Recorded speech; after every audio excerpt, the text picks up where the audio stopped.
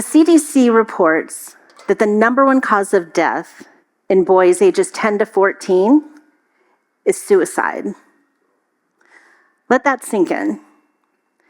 At a time when young boys should be out riding their bikes and playing video games with their friends, they're losing hope.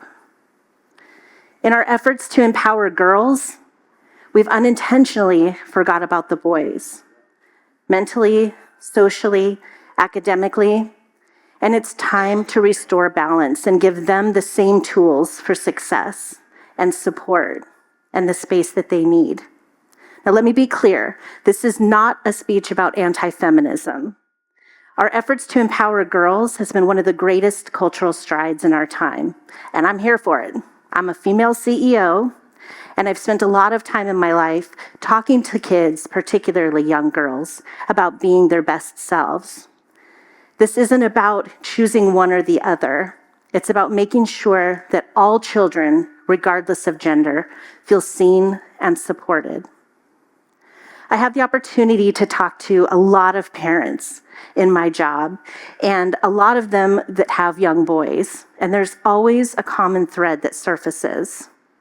My son doesn't open up to me. He is distant, or he doesn't feel like he's part of something, and I don't know how to help him. And I realize that what we're doing is we're watching boys slowly disconnect. Boys aren't broken. They're just not supported. And they're told to man up instead of open up. And I realized that this is my calling. Somebody has to talk about this, and I can't sit idly by. Because I'm a boy mom. They're right there. My boys are 13 and 15.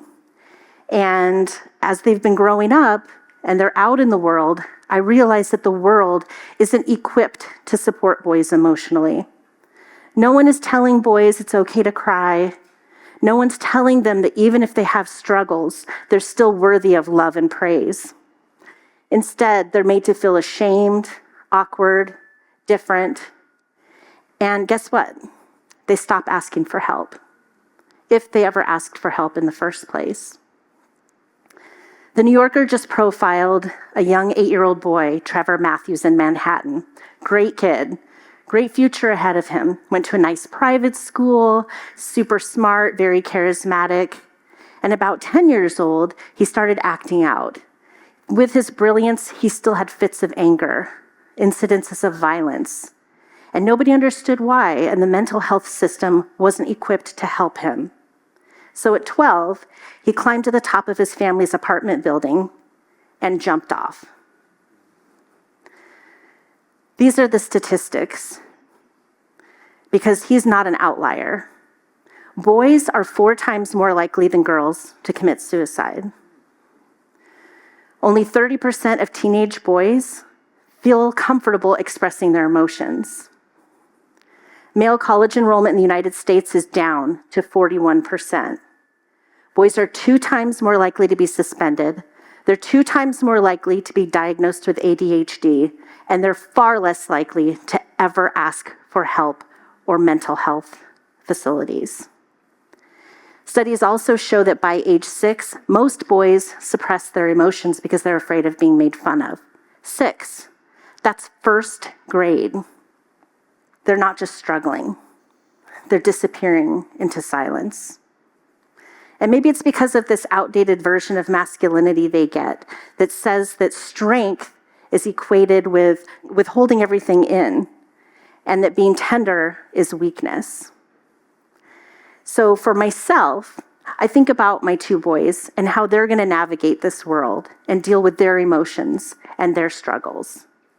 And for them, I can proudly say they have a great role model for masculinity. My husband, their father. He is strong, he's masculine, he's our rock.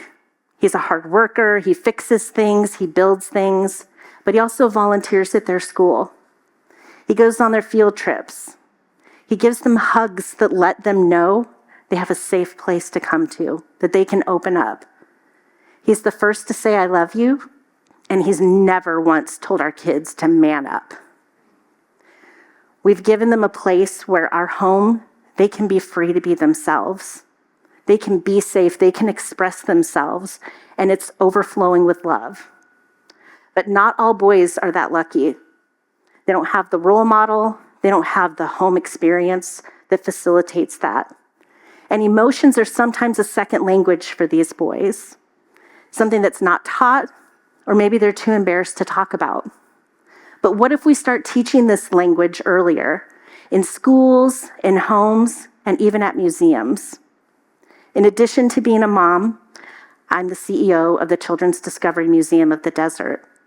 And in thinking about this, I realized that the museum world has to be a part of this solution. So what if we created programs like Big Feelings, Brave Boys, where they use art and they use play to identify emotions and learn self-regulation and learn how to deal with them? Or Strong and Soft Dad Days, where male caregivers can come and have real connectedness with young boys through programming and through activities together? Or what if we have Who's Taking Care of the Boys panels and discussions, where we bring in caregivers, educators, and counselors to come up with real-world solutions and tools for boys and their emotional health? Museums don't have to just be a place where you can play and build and learn science and art. But what if we also teach kids to learn about themselves, particularly boys, and we teach them about empathy for others, and we teach them how to celebrate their joys and to deal with their struggles? At our museum, every child is seen. We don't make them choose between being accepted and being their authentic selves. And guess what, guys? The boys are not fine just because they're being quiet. They're just really good at hiding it.